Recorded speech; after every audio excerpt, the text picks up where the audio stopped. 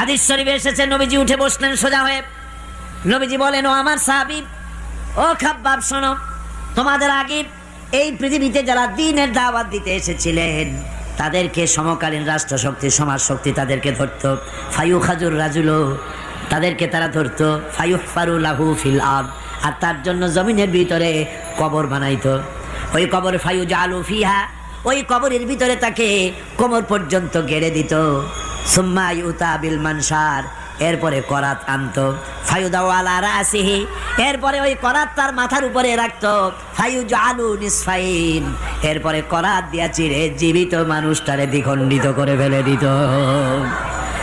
মা ইয়াসুদ্দুহু যালিকা আন দীনিহি। ও আমার খাব্বাব, এত কষ্ট দেওয়ার পরেও সেই যুগের কোন মুসলমানকে, দ্বীনের দায়ীদেরকে আল্লাহর দ্বীন থেকে এক চুলো তারা সরাই দিতে পারে নাই, এক চুলো সরাতে পারে নাই। ওয়াল্লাহি, ও খাব্বাব, আমি আমার আল্লাহর নামে কসম করে বলছি, লা ইউতাম্মান্নাল্লাহু হাযাল আমরা হাত্তা ইয়াসিরা আর-রাকিবু মিন সানা ইলা হাযাল মাউত। আমি কসম করে বলি, আল্লাহ রাব্বুল আলামিনের এই সানা থেকে হাজারামত পর্যন্ত লোকেরা যাতায়াত করবে, সুন্দরী রমণীরা গমন করবে, সদাগরেরা যাতায়াত করবে, টাকা নিয়া পয়সা নিয়া যাতায়াত করবে। তাদের মনের মধ্যে লুটের ভয়, টাকার ভয়, চুরির ভয়, ডাকাতির ভয়, জেনার ভয়, হত্যার ভয়, ধর্ষণের ভয়, কোনো ভয় থাকবে না। লা ইয়াখাফু ইল্লাল্লাহ, আল্লাহ ছাড়া কোনো ভয় থাকবে না। এমন একটা সমাজ, এমন একটা সময় আসবে। ওয়ালাকিন্নাকুম তাস্তাজিলুন, অথচ খুব তাড়াহুড়ো তোমরা করতেছো।